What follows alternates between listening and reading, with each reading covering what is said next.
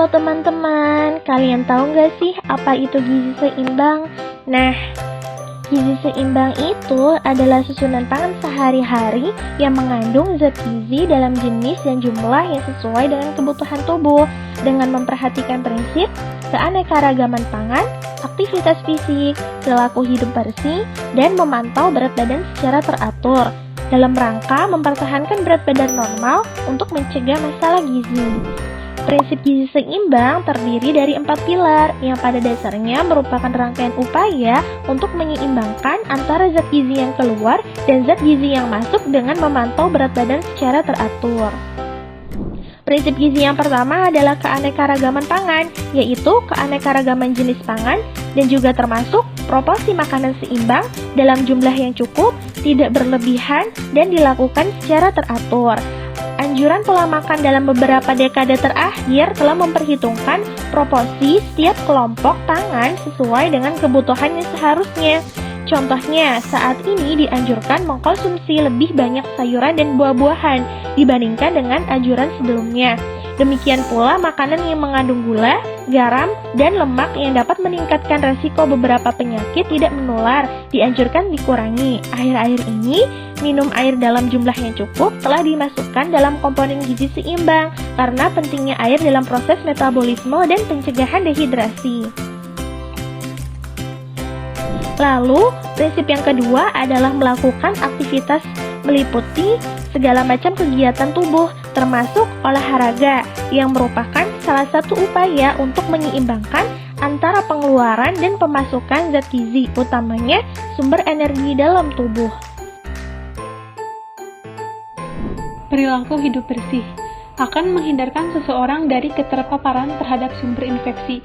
Yang pertama, selalu mencuci tangan dengan air bersih dan mengalir, menutup makanan yang akan disajikan, selalu menutup mulut dan hidung ketika bersin, dan selalu menggunakan alas kaki agar terhindar dari penyakit kecacingan.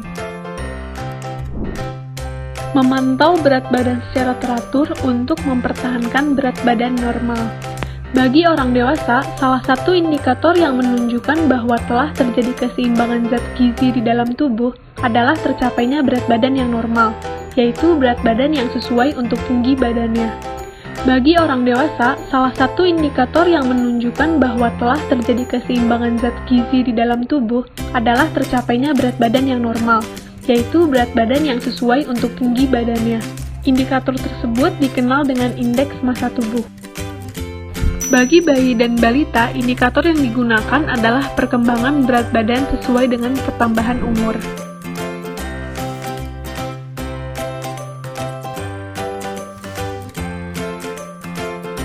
Berikut adalah gizi seimbang pada kelompok-kelompok tertentu. Yang pertama ada ibu hamil.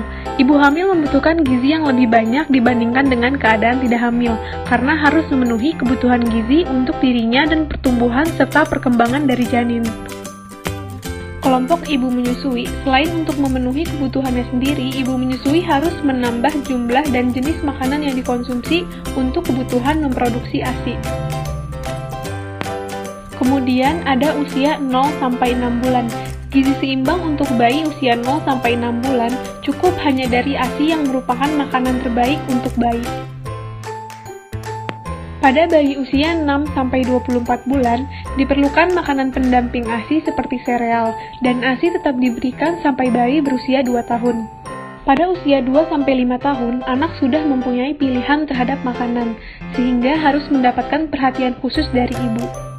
Pada usia 6-9 tahun, anak sudah memasuki lingkungan sekolah dan banyak bermain di luar, sehingga keterpaparan terhadap sumber penyakit infeksi menjadi lebih tinggi. Pada usia 10-19 tahun, kondisi penting yang berpengaruh terhadap kebutuhan zat gizi kelompok ini adalah pertumbuhan cepat memasuki usia pubertas, kebiasaan jajan, menstruasi, dan perhatian terhadap penampilan fisik.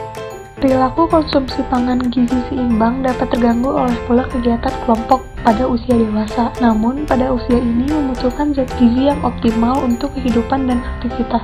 Pada usia lanjut, mulai menurun fungsi organ dan jaringan tubuh, sehingga pada usia lanjut perlunya pembatasan konsumsi gula, garam, dan minyak.